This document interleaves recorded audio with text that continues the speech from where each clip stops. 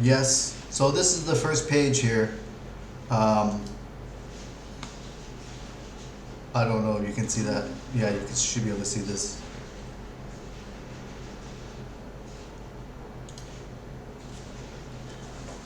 Okay.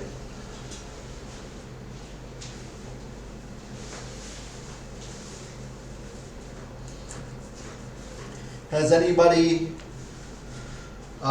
started any of these questions, or you just been waiting for today?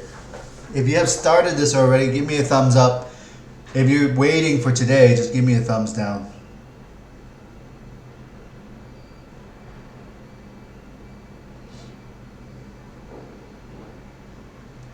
Okay, so we've had some people started already. Nope, that's just your hands up, Hoying. You can use the emojis, thumbs up, thumbs down, to let me know. Yeah, that's it. Okay, so 2 of you, maybe 3. Dingan's still getting used to it. Nope, that's just your hands up. You have a question? You can use the emojis like this. Dingan. Thumbs up, thumbs down, sad face, you know. Okay, she's got it. She got it. Well done. Well done. Okay, so I think we have enough people now. I don't know. I'll just wait another couple minutes. I just gotta get my drink ready.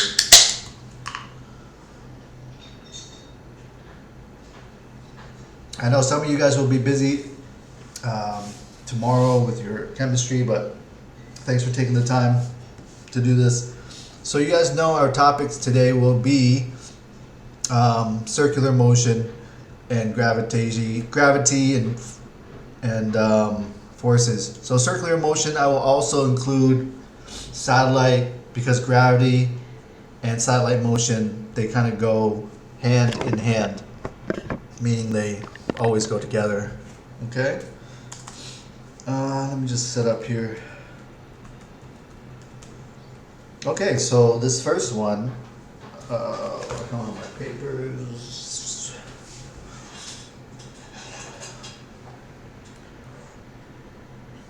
Hoity-toity. Okay. Let's take a look at this one then first. So we're asked about, you know, orbital radius and whatnot. And so right away we should know that, well, let me just share the whole screen I got here instead of just that one. Stop sharing the window, the entire screen, or there's a window. Okay. Yeah. Okay, good. We got some more people now. Can you guys see the finger pointing to this? Is that it? Yeah, okay. I got it. I'm good.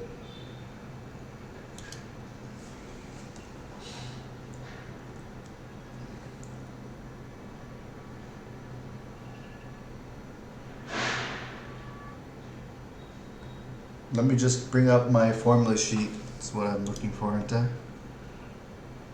Formula sheet.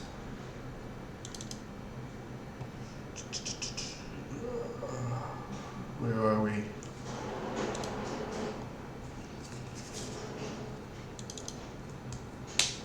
Okay, so we should have 2 options in that case, right? We have the FC equals FG, and we have Kepler's third law. So those are our first 2 choices, and really it's just based on the information that we're given there. So let's highlight those things and we'll get to decide which one we want. Okay, so we're going to want this one, or we're going to want another one. Let me just open this.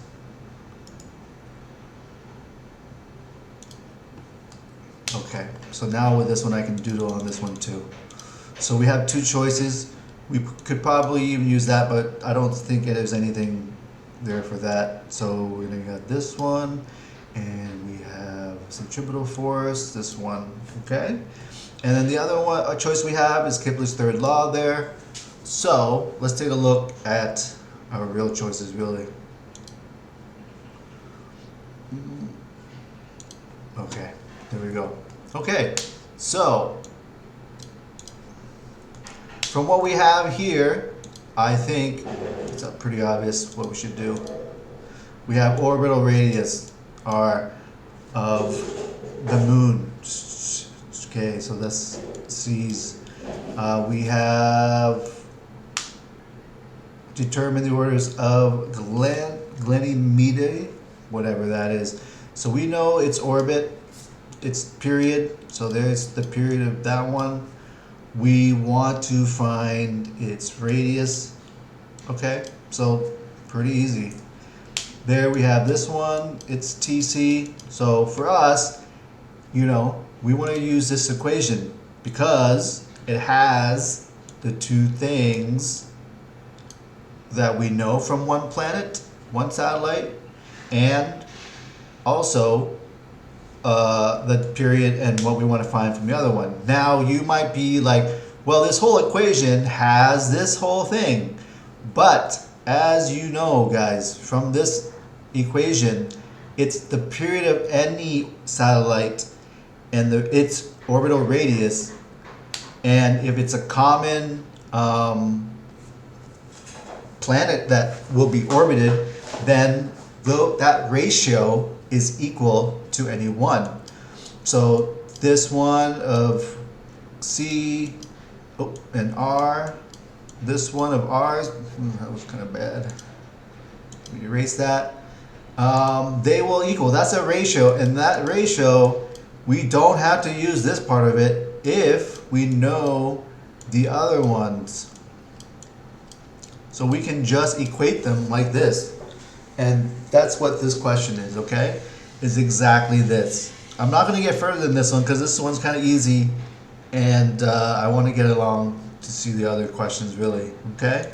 Now, does everybody understand this one and we're good with this? If you're good with this, put your thumbs, let me see some thumbs up.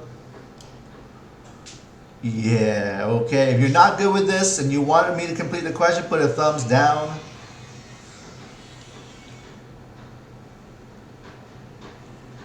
All right, moving on then. Everybody's good with this, okay? So that's it. You shouldn't take that long. I know I took a long time to discuss it, but when I wrote down this, I knew right away what I had to do and what I had to show, and that's it, okay? Just like that. That's all you gotta do. Okay, moving on. So this one is about weight force and how velocity changes over time due to an acceleration. And if you guys remember, this is a VT graph, okay? And let's read the question. Determine the maximum force that each force exerts over the 1.3 seconds. All right. Okay, let's see this. So what, we're asked the max force, the maximum force. Okay, so max force would mean a maximum velocity, I believe, right?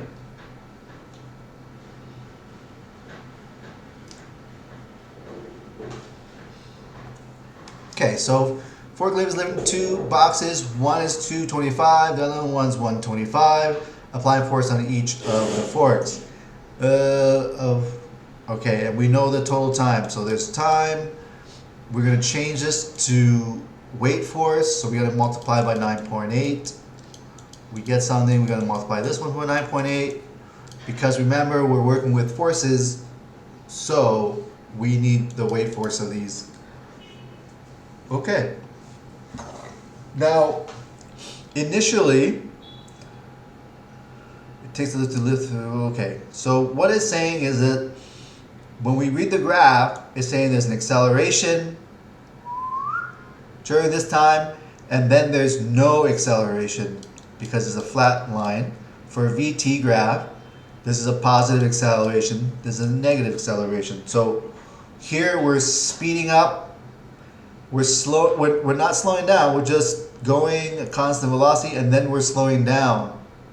Now you might think because this is a negative slope that the velocity is going the negative direction, but the whole time the velocity is positive. It's going up fast, moving faster, and then moving at that fastest speed, and then still going up, but slowing down going up until it stops, okay? So the whole time we are going up, and we want to know the max force. So where would that be? Is it here? No. Because here, the downward forces will equal the upward forces. Would it be here? No. Well, possibly. But it says the forks exert. So really, it's going to be here. And in this case, the reason we get A is because there's a net force. And when there's acceleration and there's mass, then we know that we're going to get, some stuff. I know I'm saying it weird, but it's just what it is. Okay. Just give me a sec here. So, what does anybody think? Does anybody have an idea what I should do here? If I know this, and I know that this way it's moving upwards, so this upwards must be a little bit bigger than the downwards, because that is our net force. Okay? Our net force is going to equal the downwards force plus the net force is going to equal that total upward force. And that's what it's saying. That's what it's asking us here. Give me a second, I gotta get my bag.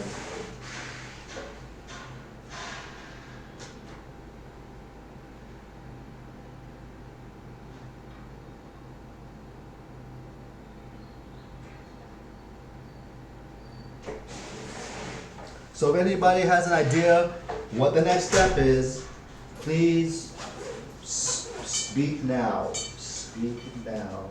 Could use it.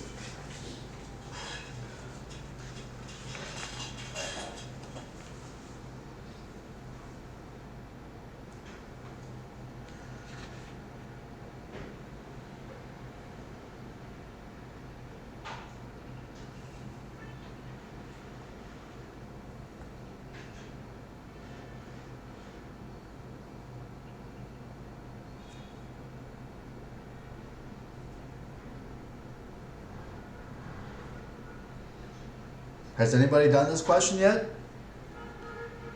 Well, you're doing it now, right? So everybody give a chance. Think about what you should do now.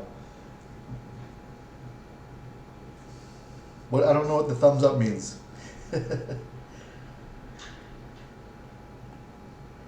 Thumbs up means you're doing it now, right?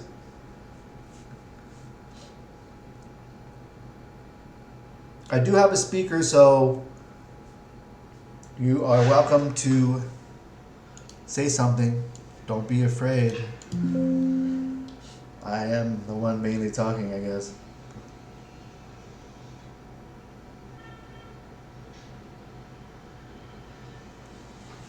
Yeah?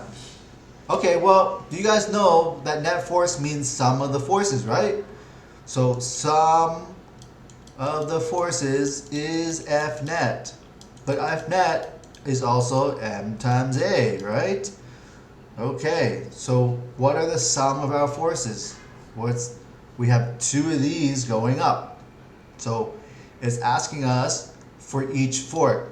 So that's what we're going to have to find anyway. So sum of the forces, two of those upward ones, F fork, plus, but not really plus because we have two weight forces going down. Yes? Okay, so there we go. We identify. I already told you to work this out. So we have two of those. We got one of the wave force going down and one of the other one. And that's it. Okay? And that, you can see, is going to be the net, is going to equal the net force, which is just this, MA. So then there's our whole equation. Yeah?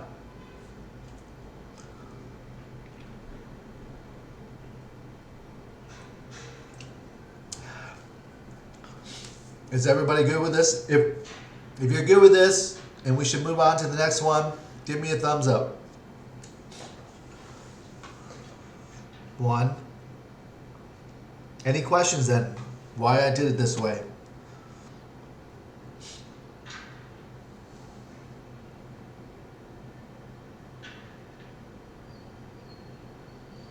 Okay, so we're not quite done yet. Alright, so we have all this.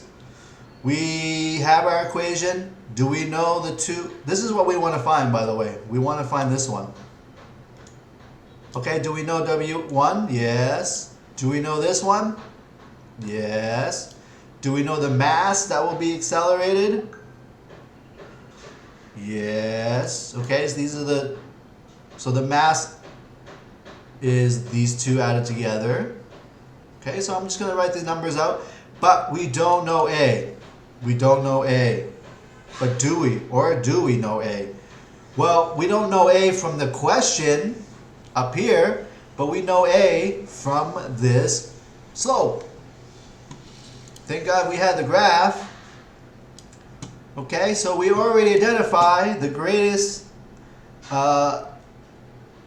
maximum force of the forks is going to be when they're pushing upwards and causing acceleration upwards. Yeah, when they're slowing down, yes, this is a more acceleration, but it's the negative acceleration. It's giving less force, okay? Alright, so what we have to find is this one. And this is time. And this is the change in velocity. So we know A now. Somebody, hold on, somebody's really messaging me and blowing up my message.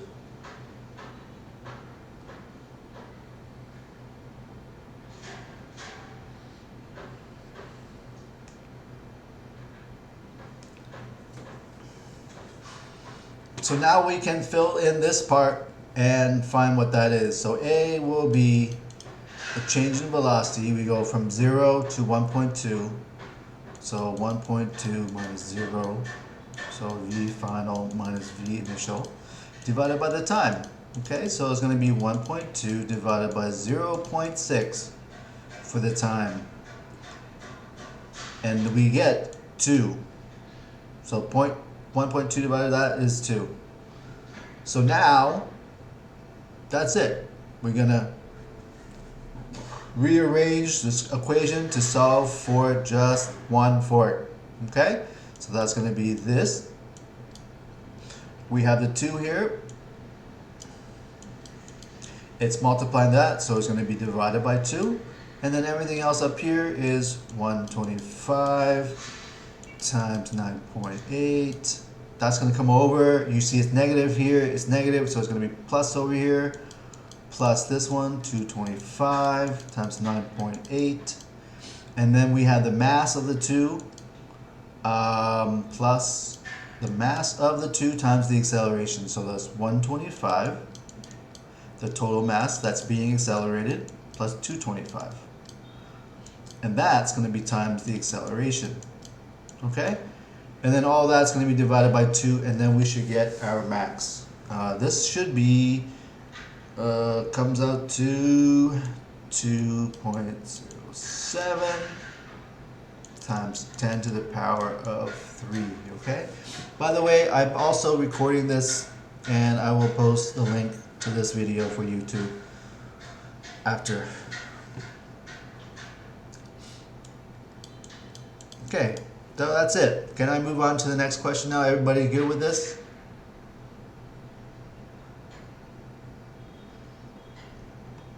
All right. All right.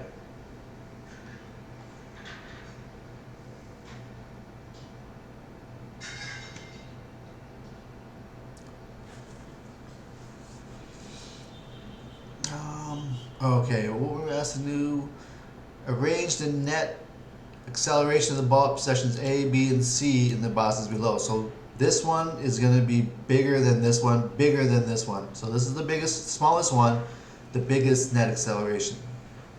Okay, that's that last one. But on here, draw the vector representing the net acceleration. Ignore friction and air resistance. Okay, no air resistance.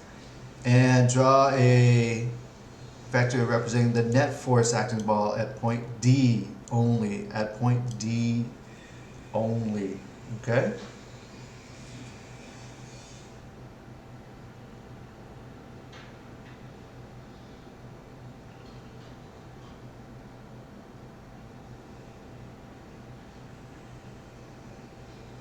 Okay, think about it. Think about when this is in the air, when it's being kicked, when there is a force on it. How is the force applied? What is acceleration?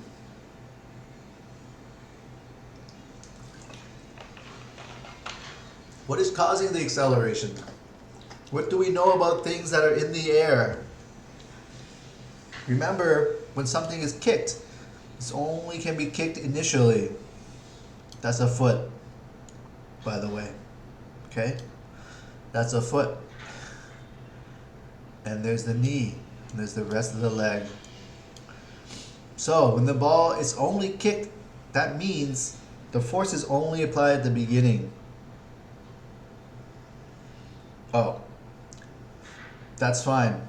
That's important for the acceleration too. Okay? Now, you can see at part A, at point A, the ball is actually in the air already, so it's already being kicked. So we don't have to worry about the foot there at that point. The net accelerate, once in the air, the only thing causing acceleration is gravity, because there's no air resistance. So that's very easy for us to draw the net acceleration. It's the same. It's due to gravity. Now this one is not. It's touching the ground.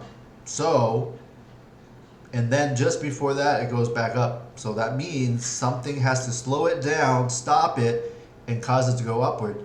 So that means there must be an opposite acceleration to this. Okay? Yep, and it has to be bigger. Why does it have to be bigger than these, which have to be the same? They have to be the same because it's acceleration due to gravity.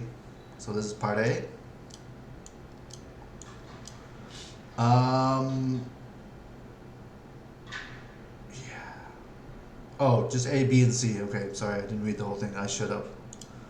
Okay, so there it is. A, B, and C. There's the acceleration, part A. Now part B asks us for the net force. There is no net force here. Okay? There's no forces acting on it. It's just gravity acting on it, which causes the acceleration. Normally, yes, there's a force. But when it's gravity, we don't say it's the force, okay? We just say that's just the acceleration. However, here, when D, at point D, is touching the ground, and the ground is causing a force, and it's upwards. Okay? And the force should be, I'm going to label this part B, should be bigger than these. The main reason, this is very important, and many of you guys will make this mistake. You won't draw this big enough. You will draw it too small. This should be bigger than the acceleration downwards because exactly what I just said. It has to be enough to stop the acceleration downwards and cause an acceleration upwards. So the force, the line, must be greater in magnitude.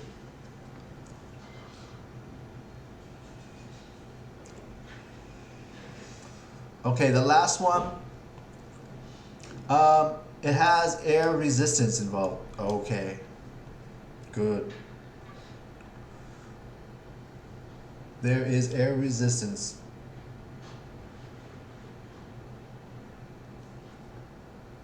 Okay, so here we can see what's happening. If we include air resistance, I'm going to change my color so you can see it better. at the beginning,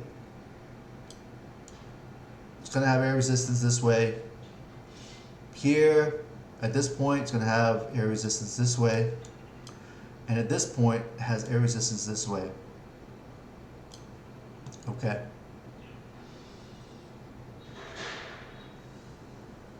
So, A, you can see A, downwards.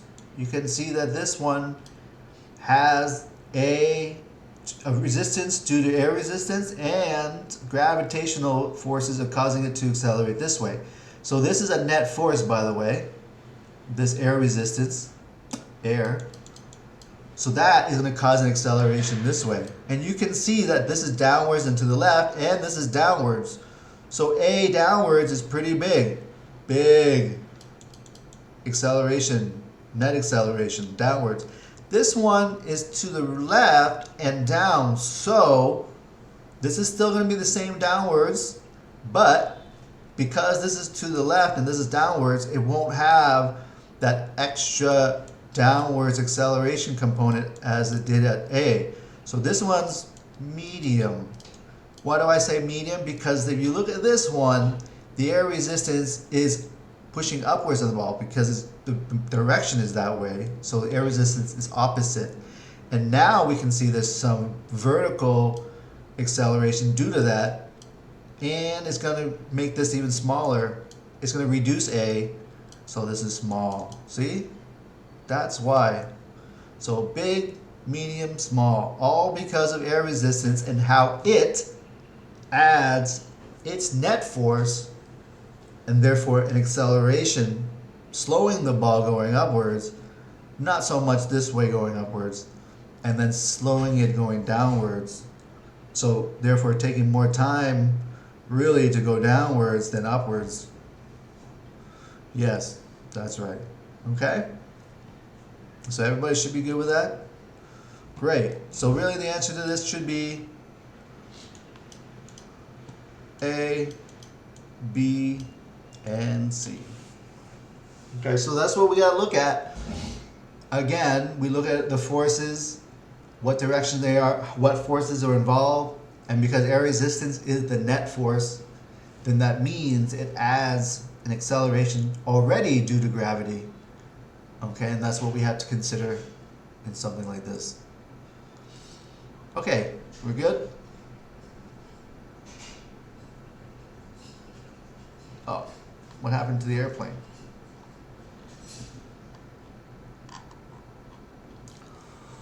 Well, I don't know, I guess, is this what happened to your question?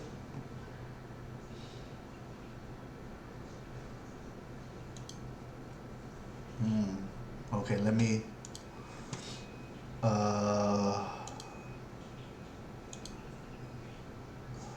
find the original one quickly.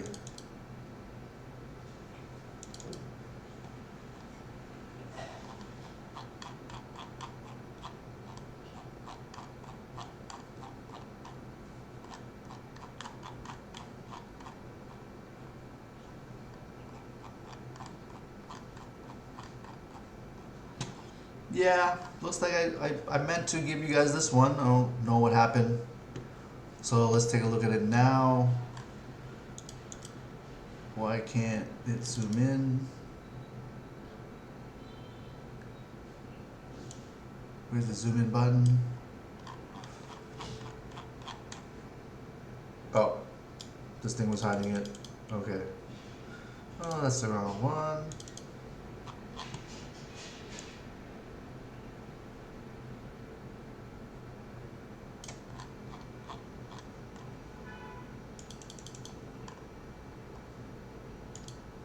Okay. This is the part I think that's missing. Yikes. Thought I had it there for you. Guess not. Okay, so take a look at this one, and tell me what you guys think.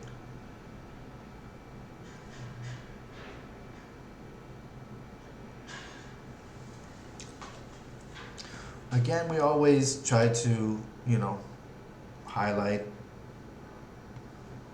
down we want to highlight the important information. So we got the mass of the pilot. A lot of times the information given to you is useful, but you guys know once in a while the given information is not used, but we got to identify it still, okay? So let me open this one up.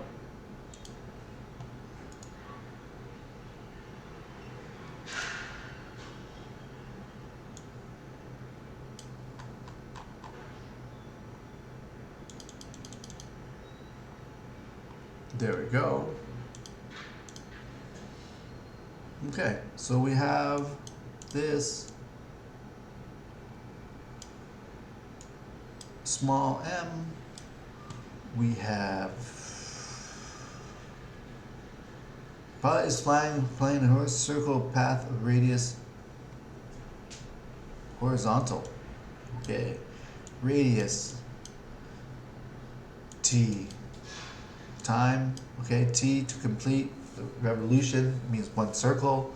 Determine the magnitude of both the centrifugal force, okay, and the acceleration, centrifugal acceleration during this horizontal flight.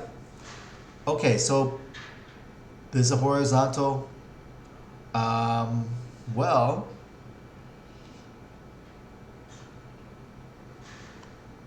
let's see. Well, Fc equals mv squared over r. Now we want to find Fc, but we're missing v. How can we find v from the information we have? We have t, we have m, we have r. We're missing v. So this is horizontal. Yes, horizontal circular motion. And in that case, in all cases of that, we have a horizontal circle. So what we can do is use this equation right away, okay?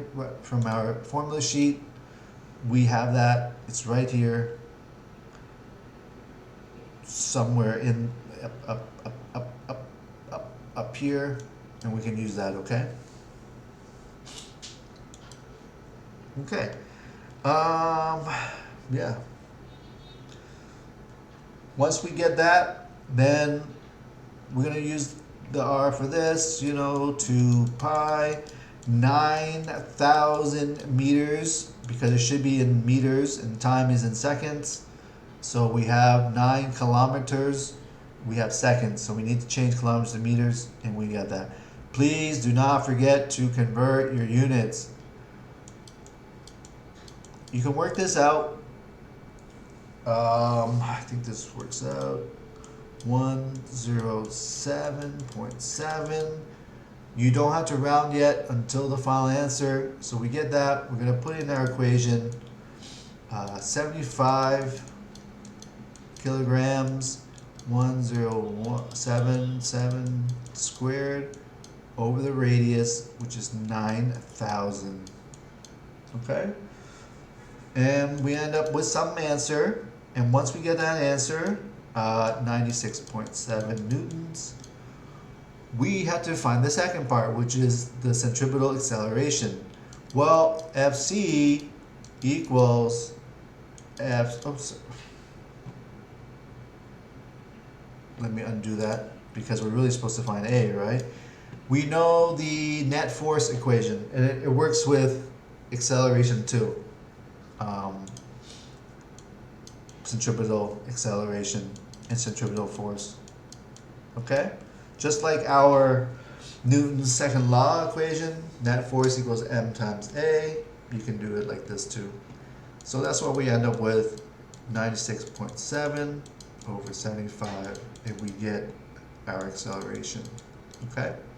You don't have to write that here. I don't recommend writing the answer here and then writing it here. Why write it 2 times?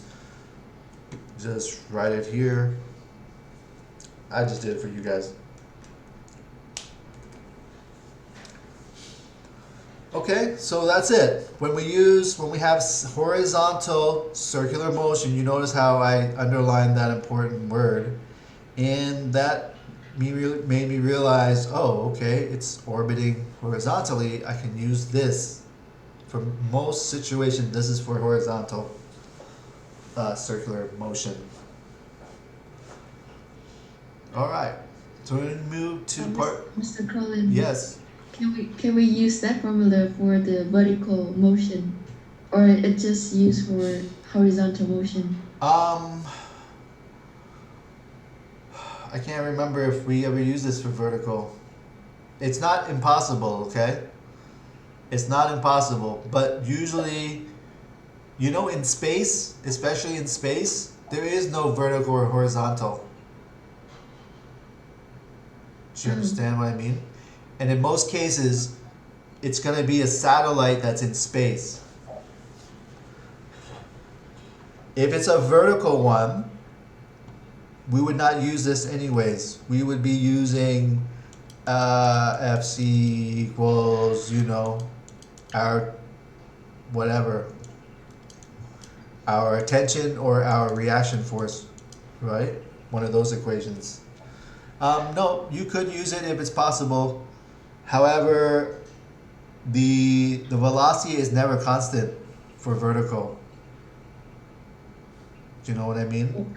Okay, So this one is because we know in a horizontal circular motion, the velocity, the tangential velocity is the same no matter what.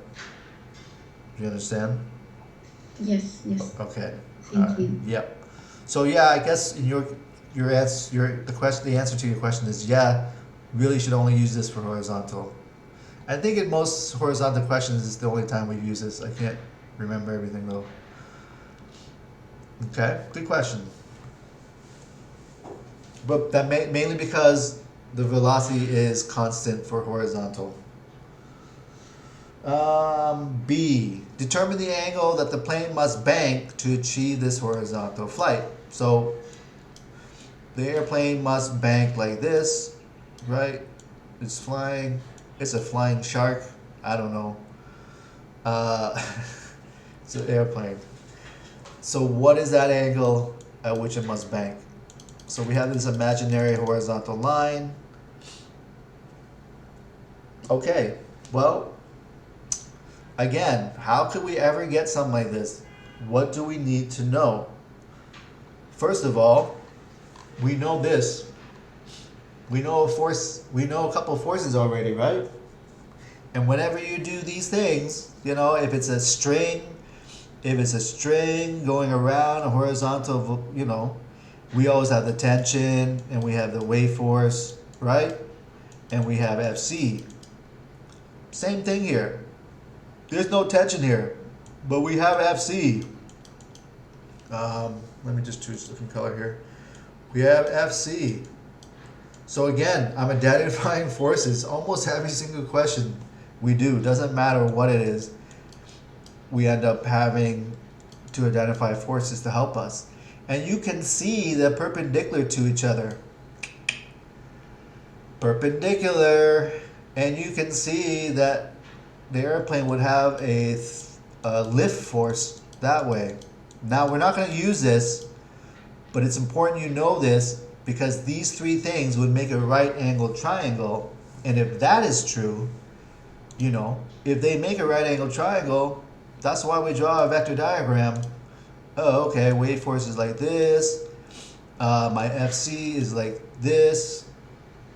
And so we start to make a path. See, this is the net force. It makes sense that this is the net force because that angle, whatever it is, it's like a bank track and it's always here, always opposite the net force. So now we know exactly what formula to use. Right? We have opposite side and we have adjacent side. That's tangent. Tangent of the angle is the opposite TOA over the adjacent side. So what that means is the opposite side is FC, and then net force FC over mg. Okay? And we know these things. We already know FC from the previous part of the question. We know mg because we're given the mass, aren't we? Of the pilot. Not the plane, but the pilot. But the pilot is in the plane, so the pilot must be experienced as the same thing, okay? Yeah, I know. You must be, well, that doesn't make sense. But it does. The airplane and the pilot are doing exactly the same thing. Okay? So as you can see, the centripetal force and the wave force are a ratio. It doesn't matter if it's the centripetal force of the pilot, centripetal force of the plane, and the wave force of the plane. They're the same thing, okay, when it comes to their ratio of their centripetal force and wave force. And so because that ratio is the same, then the angle will be the same. It's just the numbers are different. And so for the pilot, it's 96.7. Yeah, I know what I just said. And the wave force is 75 times 98. 9.8, I mean. Okay, and that's it. And then we're gonna take whatever that is, we're gonna get the inverse tan of that, and that's gonna give us the angle. And then you're gonna write the answer right there. Okay? 2 minutes. I had to talk more than that, but you know what I mean. As soon as I realized I drew my diagram helped me. Okay? You don't have to draw this part, but you should draw the vector diagram right away. Oh, downwards force. That's why I can get the angle. We almost always use this vector diagram for horizontal circular motion. Okay, guys? Almost always that should be considered.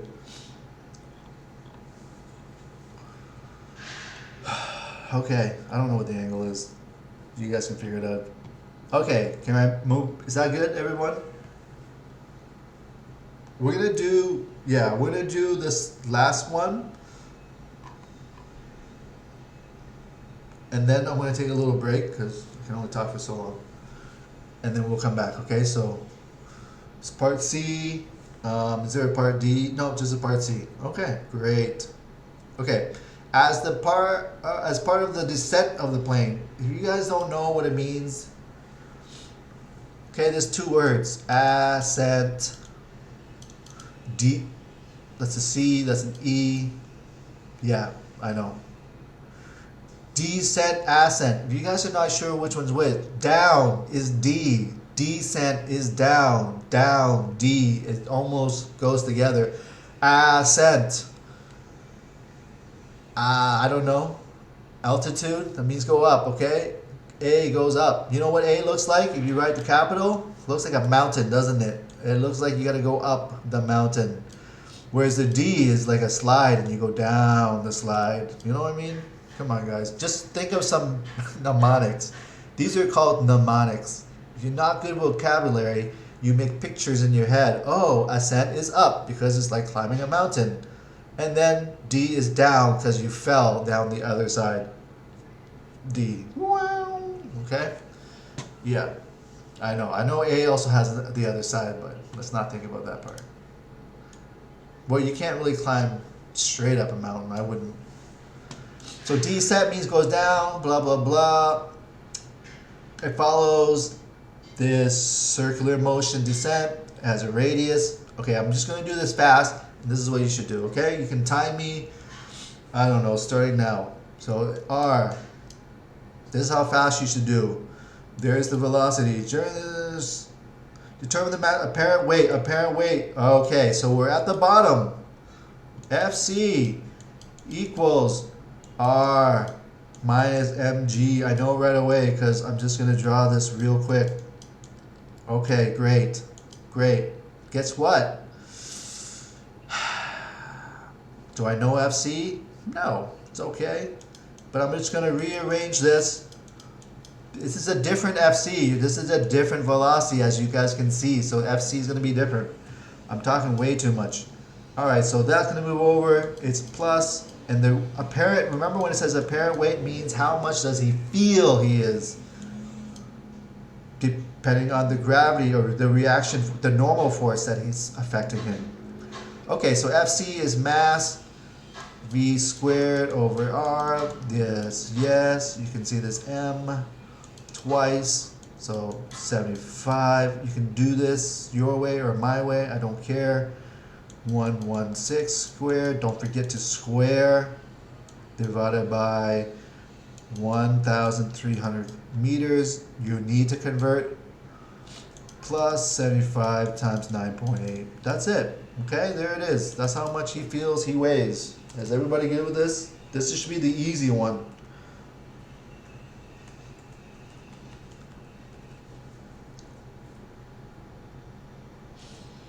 Okay? Yeah, great. Okay, yeah, that's it. Oh, who's this? Dan, you're not sure? What is it? Yeah, this C part should be the easy one because we are now dealing with this vertical circular path. So right away you should identify, you know you have to make your own equation from that. Right away, vertical circular motion, I have to make my own equation. Is it at the bottom or is it at the top? Slightly different, okay?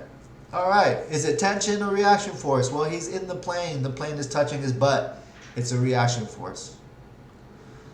Okay, so we're gonna take a little break. We'll come back exactly at 3 p.m., okay?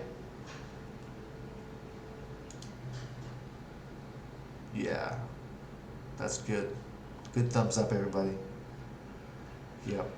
Okay, great, because this one involves drawing a graph and the line of best fit and all that stuff. Ooh. Damn, did I give you guys all this? Oh no, this is the real one. I did give you guys the proper, yeah, there it is.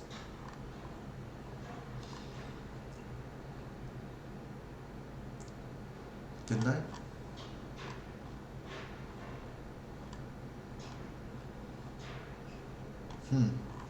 Yeah, okay. See you guys at 3. Am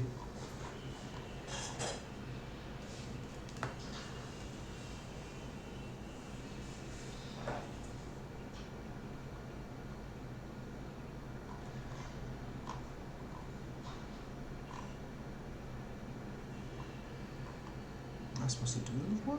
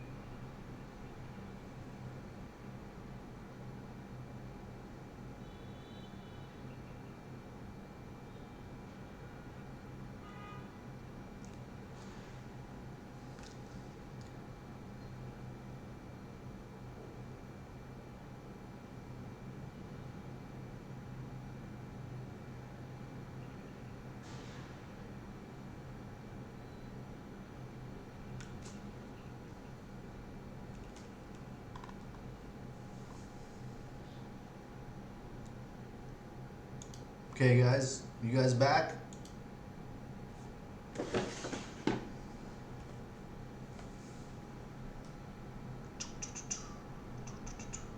Almost everybody. Okay, well, whoever's late, you're late.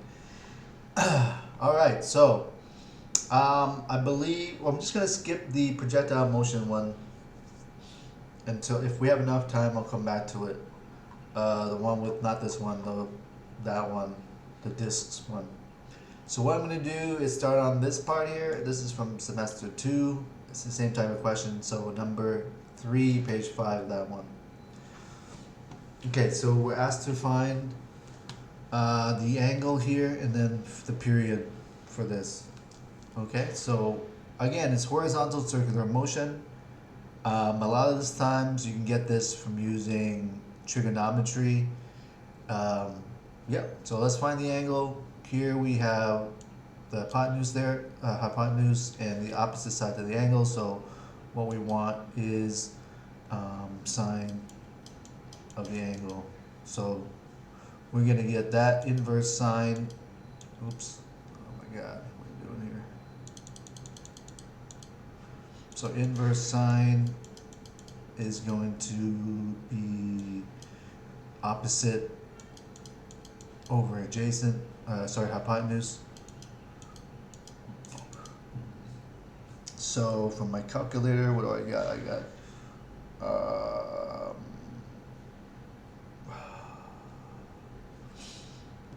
what do I have? 4, and that's 1.1 meter. Yeah. Okay. I got. Wow. It's a very small angle. Oh, no. You know what? Make sure your calculator is correctly not on radians. That's too small. Hold on a sec. 3. Make sure you have changed your calculator back to degrees, guys. I changed mine because I was trying to show my students. So it's 16.0. Okay. Yeah, if you don't do that, you're gonna get a whole different thing. So those methods, students, make sure you change your calculator back to degrees. Okay, so we have that. We have to find the period. So eventually we're gonna get this. Again, this one for horizontal because it's allows us to do this. So we gotta find V, and then V is gonna be based on something else. So we have the angle, we know the mass of this, mg, and we know this is centripetal force this way, Fc, okay? Always towards the center, horizontally, of course. And so those two things we know are gonna cause us to have the angles here. It's gonna cause us to have FC, so tangent of the angle, which we know, by the way, is gonna be FC over mg. And this we can find because, well, we know the mass, we know that this is mv squared, and there's our velocity from here. So what we're gonna do with this is find velocity. You can see there's mg, we're just gonna cancel that out, doesn't really need that. And we can see from this equation, tangent of the angle, just gonna write it over here. So we're gonna have, it's a bit of a mess, sorry about that. I hope everybody can see that. So I'm just gonna rearrange this, and we're gonna get, MC, M over Z, so V squared equals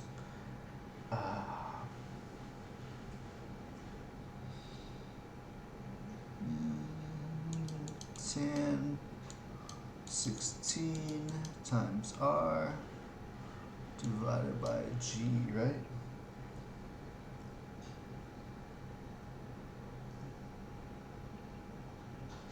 Nope, times G, times R, times G. God, what am I doing here? This one would be G as well. Okay? So, whatever all that is, square root of that, and yeah, we're good to go. Okay, so again, we know this is horizontal circular motion, so we can, and we have to find the period. There's only one equation with period in it, and velocity and radius. So we know the radius. We have to find velocity. Sometimes things are missing. So how do we get the velocity for this equation? We use trigonometry. We know the wave force. We know that FC must be involved, and that the angle between them is also involved. So now, because we know the angle between them, we can find velocity that's in FC. Because if you look at the FC equation, the only thing we don't know is V, and if that's involved with mg and tangent of the angle, then really the only thing we don't know and that we can solve for is V.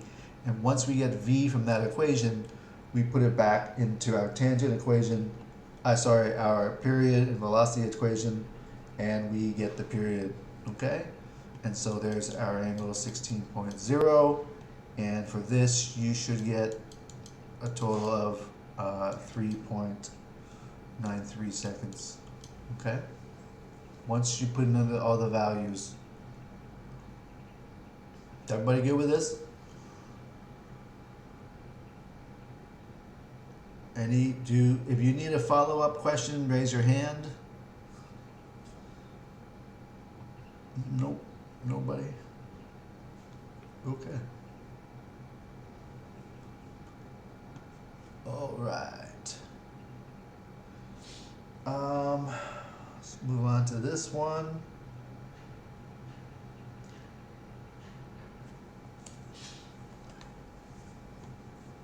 So this is something about training. This is a vertical circular motion, so we know we're gonna have to create our own equation from this. It has a radius, so we're just gonna put R right here so I can identify it right away. Explain how the air can create a weightless environment. The top included I should show forces at this point, including the resultant force. Okay. So at the top here, we're talking about the top of the circle. What happens is we get centripetal force, which is downwards. We get wave force, which is downwards.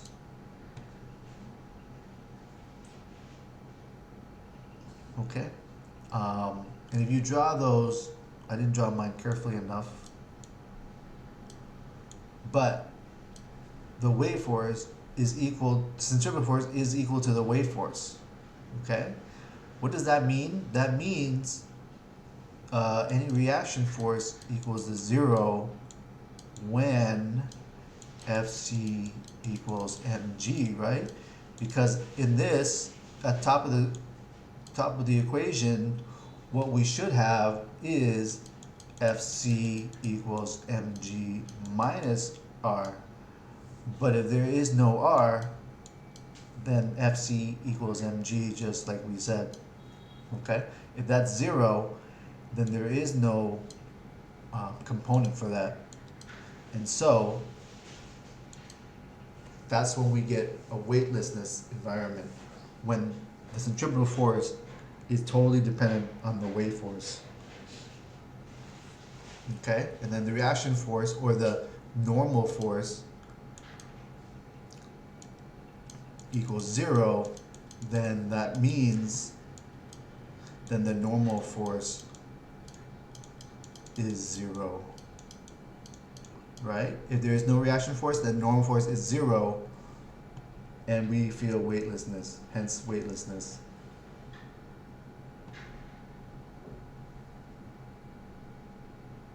Okay, so that is an explanation one. Again,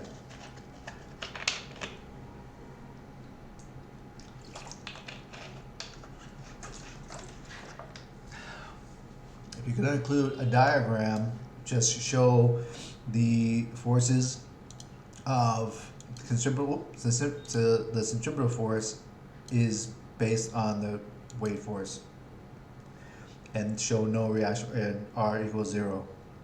So that means, and if you show this part and you cross that out and that's 0, then that means reaction force equals 0, then that means that norm force is 0, and that creates that weightlessness. Okay? Okay, so part B, any question? Is everybody good? Why we had no reaction force?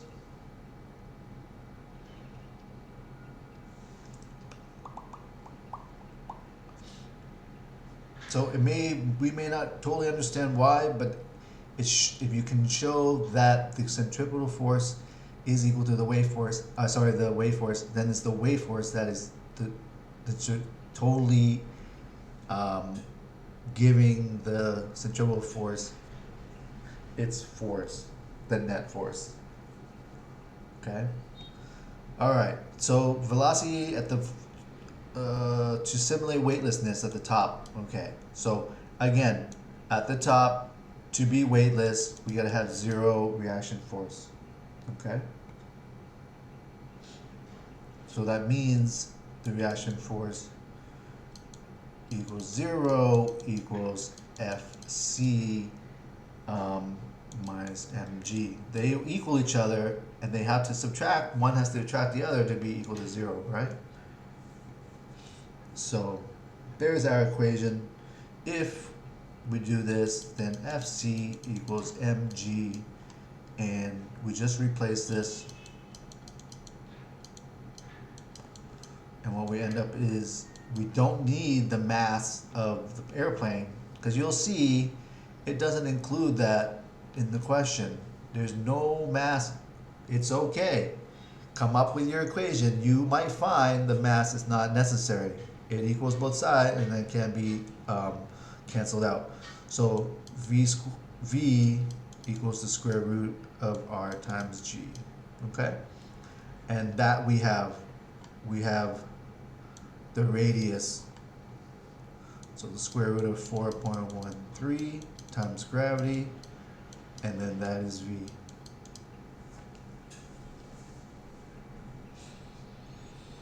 Okay, very good. We're really good with time. We only have one more question. This is the 15 minute ones. We have 16 minutes left. Good. This one also involves a graph. I'll try my best to do a straight line on this, but whatever.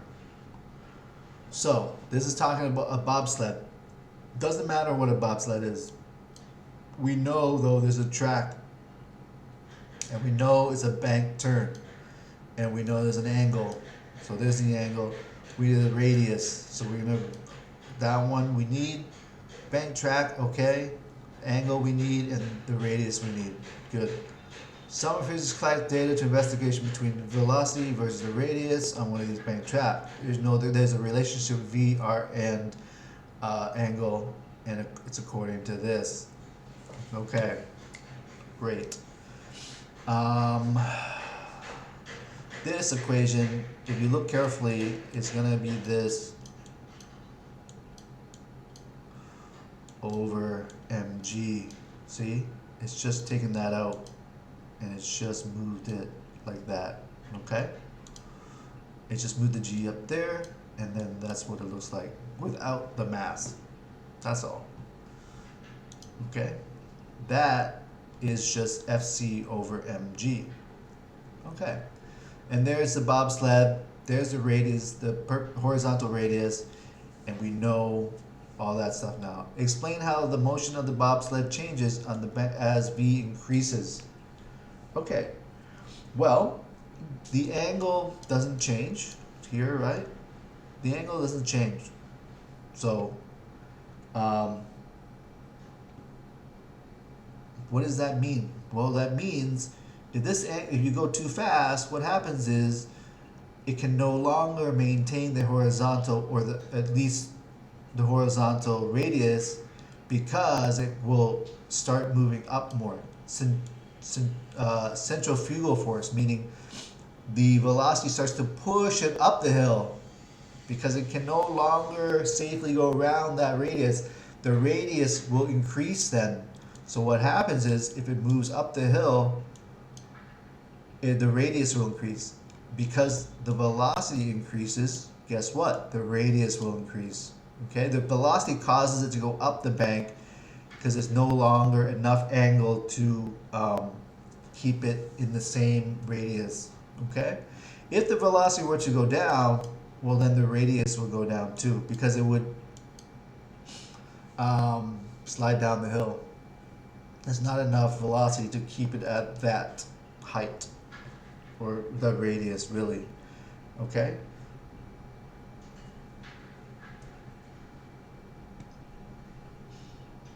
Everybody good? So that's the answer to this one. So angle is constant.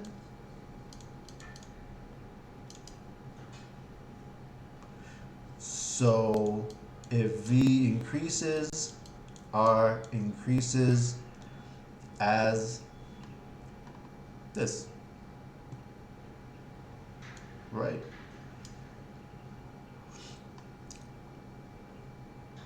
Because the angle is proportional to V and inversely proportional to R. I know that sounds weird. But to keep this the same, they both have to increase the same to keep this the same. If you multiply this by 5, R has to multiply by 5, see? So they can cancel out, and this remains the same. Okay? Okay, complete by calculating above using calculation space below. Okay, so V and V squared. So V, do I have to use that? Nope, just change this. So all I'm really doing is changing the 100, converting it to meters per second. Remember, Kai, this is kilometers per hour. And anytime we change that to meters per second, you have to divide by 3.6. So this is, what is that, 20 something? 27.8, it's a little bit bigger than that. 27.777, but it's 27.8. And then we got to square that. And if you square this number, it comes out to 772. So you guys write that in. Write it in your box because that we're going to need that for the graph.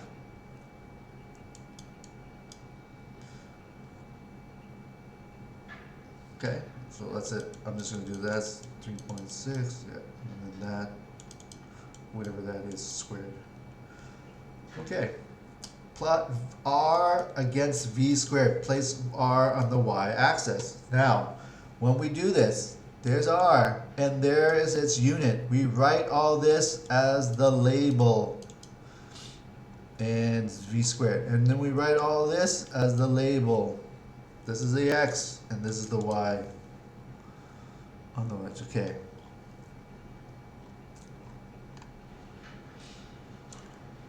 So that's it. V squared, M squared,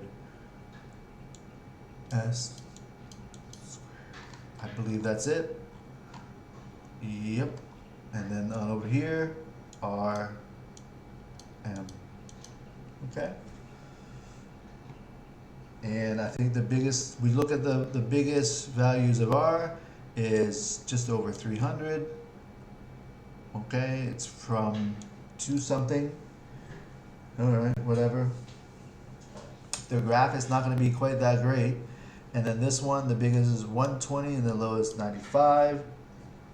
Oh, no, I'm sorry, squared one is the lowest, is this one and this one.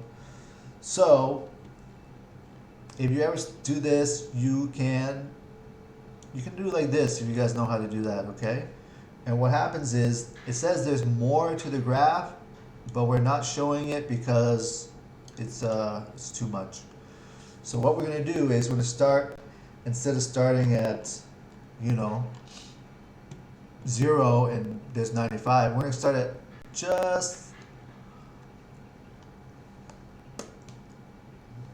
here, 100. Yeah, and then this can be 150, 200, 250, 300, and I think it was just over 300. So there's that one. So now we don't have to use the whole space, you know, right? And then, you know, have our little graph up here. It'll be just mainly here. And then the same for the other one. It starts at 600-ish. So I'll just go 600. And it goes up to almost, okay, we'll say 12. So 8, 10, 12. Yeah, okay, sounds good. 8.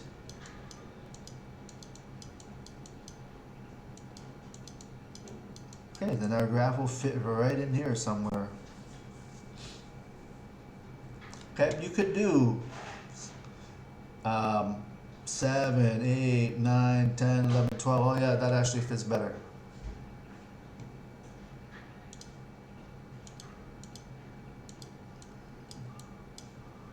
Okay, you got to do this fairly quick.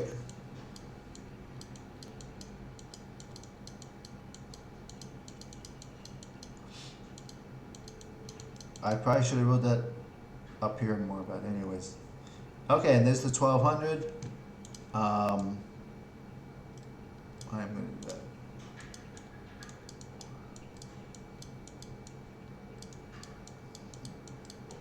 Okay, there it is. That's important. You have the labels and the scale. That's 2 marks, guys. Having a good scale and having a good label. All right, so our first mark, it's kind of hard to see because it's like this, but you have your paper there, and I have another one. I got it. So the first one is gonna be like what? About 700 and almost 200. 700, almost 200, almost. So it's like right here. The next one is 772 and 215. 215. There's 100 of these, so each one's 1, 2, 3, 4, 5, 6, 7, 8, 10. So each one, 2 is going to be 10. 215 right here, and 770 is right about here. Okay. Just has to be close. Doesn't have to be perfect, but don't do like a little tiny dot that we can't see. Make it a little bigger. Okay, 850 and 340. 40 is about here. 850-ish is about here. It's fine. It's close enough. Next one. See how quickly I'm doing. 935 and well, 262, 262, and 930 something. Okay, right about here. It's almost linear, this one. 1002, 1020, and 285. It's going to be about here. And then the next one, 110 and 300, just over 300. So here, 12 is right here. All right, see how it's almost super linear? Because it is super linear, okay? Now, does not mean I try to connect the dots. I still use a straight ruler, okay? And you're gonna almost always do a line of best fit, see? Where does it say that question right here? Draw a line of best fit as well, okay?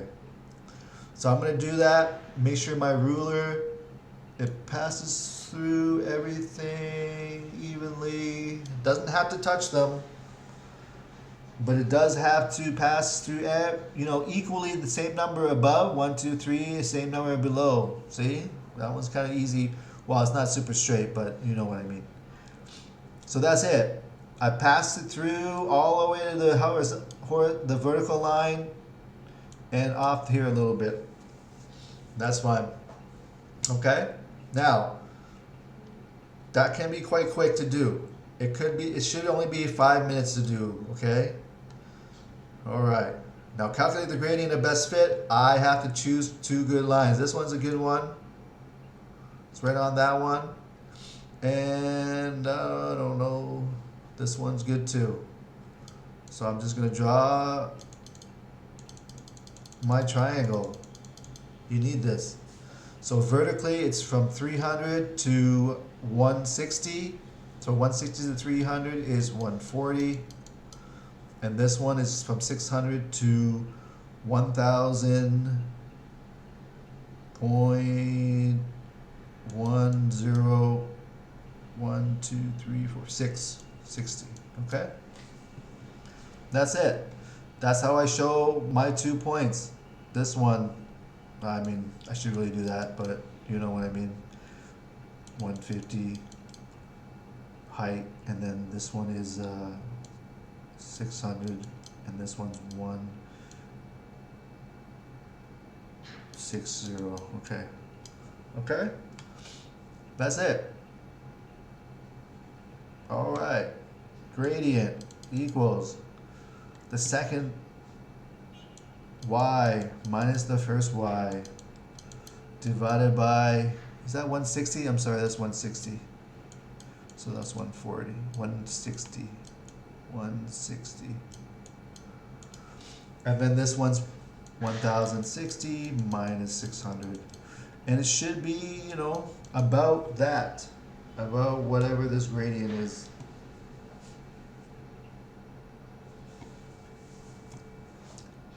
So, where's my calc? 140 divided by 460. So I get 0.34. Okay, that's it. What is the unit for this? Well, it's gonna be that divided by that, so it's gonna be meters per second squared. Okay.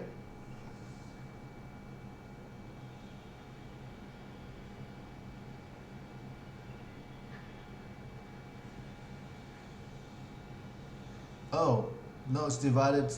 I'm sorry, that's not right. You were dividing by v, so that's going to be like this.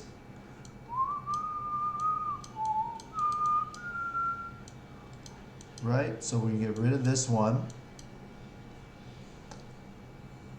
And this is inverse. So it's all inverse. So to move this up, it needs to be actually the other way.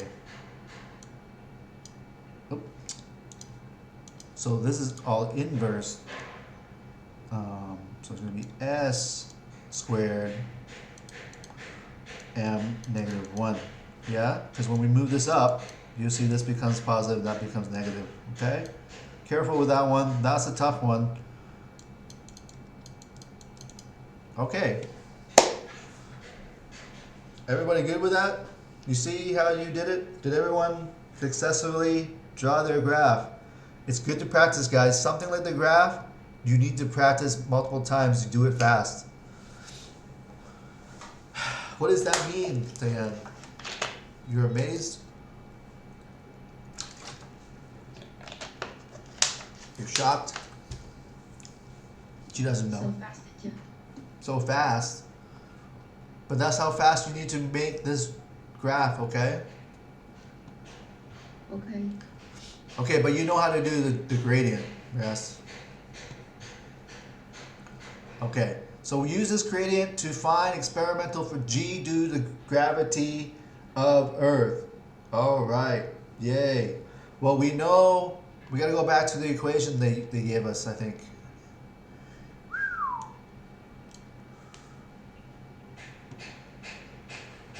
Yes. Okay, great. So we were given this equation, but again, how are we supposed to use the gradient in this situation?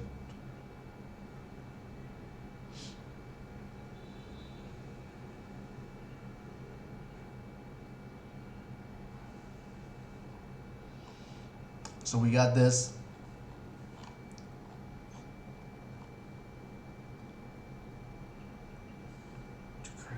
G, okay. So we have this equation, and it has this for us, and it has G for us. Yeah? But our gradient was R over V squared. R over V squared. So how are we going to get this for us?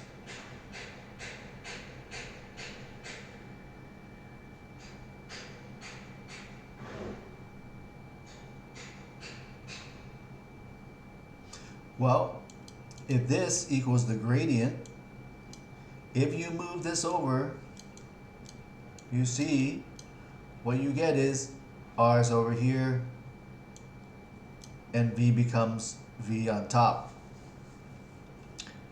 And then we can move, yeah, just watch this one. Then the gradient will be this one over the angle G. So we're going to relate this to G. I'm just going to move this down first, okay? And if this is inverse, then we can inverse our gradient. Does everybody get what I mean by that?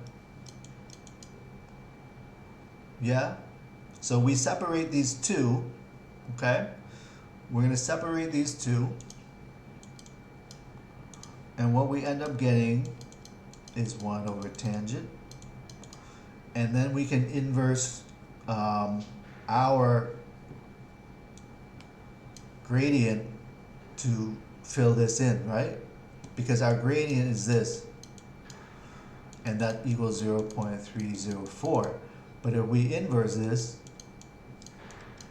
then that's going to be 1 over 0.304. Okay? And so what we end up getting is 1 over 0.304 times tangent of the angle, and that will equal G for us. That makes sense?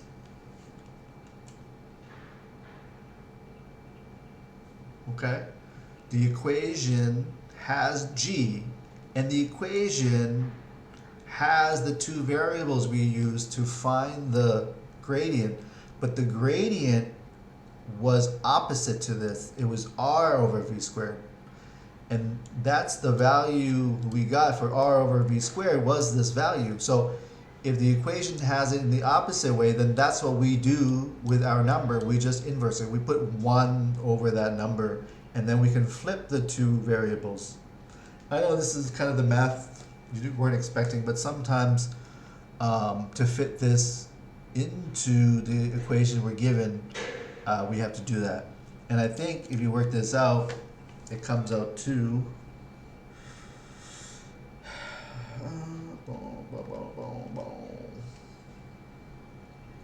tangent of the angle. What was our angle?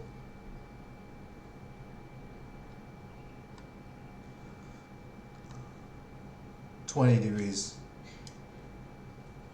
Okay. And I got 9.03 something, which is very close to gravity, right?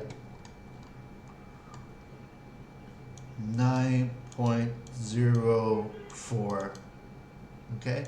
And that's with using this. Now, the correct answer might be a little bit off from that, which will make it closer to real gravity, to 9.8. Depending on what you got, okay? Depending on your graph and your slope, you'll get a slightly different number. But that's how we do it, okay, guys? Everybody good? Any other questions, you can stay behind and ask about a specific question. But other than that, I'll see you guys tomorrow, same time, for the other part, relativity and what's the other thing we're doing? Moments, yes. Okay, great. Thanks, guys. I will post this video. There's a video here, but I'll post it for you. Okay. Bye.